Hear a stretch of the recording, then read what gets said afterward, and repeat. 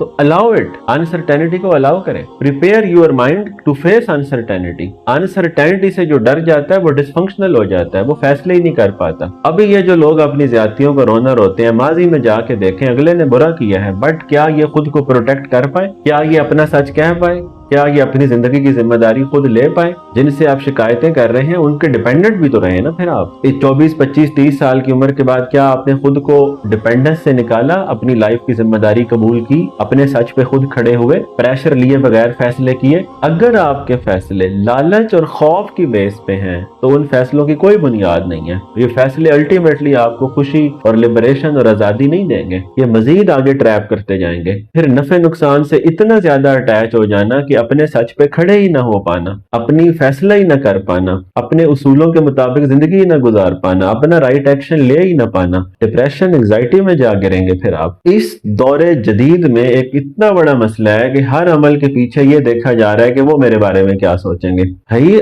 सोचने देना, मतलब आप किसी की सोच का पैरा नहीं दे सकते ना। आपके पास दो ऑप्शन है, वो क्या सोचेंगे पे फोकस करते रहें और डरते रहें, डरते रहें, डरते रहें, कभी अमल ही नहीं कर पाएंगे। आप ये देखें कि क्या ये एक्शन मुझे लेना चाहिए, क्या ये मेरे पोटेंशियल के मुताबिक है, क्या मैं अपने पोटेंशियल से वाकिफ हूं, एंड टेक द एक्शन। तो करेज चाहिए आपको जिंदगी गुजारने के लिए। बदतमीजी नहीं कह रहा मैं, बोल्डनेस नहीं कह रहा मैं, रूडनेस नहीं कह रहा मैं, दूसरे के अमल को जज करने को नहीं कह रहा, अपने बदले लेने को नहीं कह रहा, ईगो को फॉलो करने को नहीं कह रहा। Right action. हीलिंग में राइट एक्शन क्या होता है? अपने आप के साथ कंपैशन रखें, दूसरों के साथ कंपैशन रखें, दूसरों को फॉरगिव करें ताकि आप पेन से रिलीज हो सके। यानी अगर आप दूसरे की हुई ज्यादतियों को प्रोसेस करते रहेंगे, उसकी दी हुई कुर्बानियों को समझे बगैर, और उसके बारे में बहुत आसानी से बदगुमान हो जाएंगे, तो पॉइजन आप अपने अंदर पाल रहे हैं। जो रिजेंटमेंट आप अपने अंदर रखते हैं, तो जब आप पेरेंट बनेंगे और आप वो पेरेंट होंगे जो अपनी रिजेंटमेंट नहीं निकाल सका पिछली जनरेशन से रिलेटेड, तो जो बंदा अपनी रिजेंटमेंट प्रोसेस नहीं कर सका, ये रिजेंटमेंट किधर जाएगी? अगली नस्लों में मुंतकिल होगी। तो आपने जनरेशनल ट्रॉमा तो आगे ट्रांसफर कर दिया। अगर आप एहसास मजलूमियत में गिरफ्तार हो गए हैं, आपको लगता है आपके साथ ज्यादती हुई है, आपको लगता है आपको समझा नहीं गया,